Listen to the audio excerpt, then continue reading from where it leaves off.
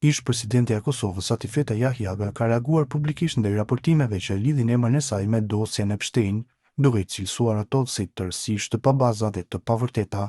Në një sqarim publik, Jahjaga thekson se gjatë mandatit të saj si presidenti e Republikës së Kosovës nuk ka pasur asnjë njohje, takim apo çfarëdo lloj kontakti me personin në fjalë. Ajo sqaron se përmendja e emrit të saj në disa media lidhet vetëm me një korrespondencë elektronike të palëve të treta, e cila sipas saj nuk dëshmon asnjë takim, njohje apo lidhje personale. Emri im askund nuk përmendet në asnjë lloj dokumenti të publikuar, thekson Jahjaga. Në vim, postimi i saj plot, sqarim publik.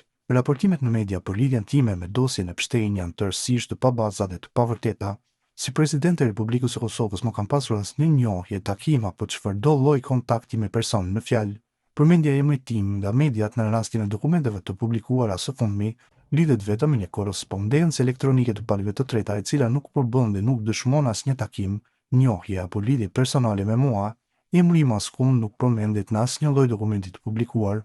Në këtë email të palëve të treta përmendet presidenti i Kosovës, po nuk është e qartë cili, dhe nuk përmendet kërkesa për takim në emrin tim apo të saj. Çdo raportim ndryshe është insinuat dhe mashtrimi i opinionit, siç mund të vërehet lehtë nga dokumentet.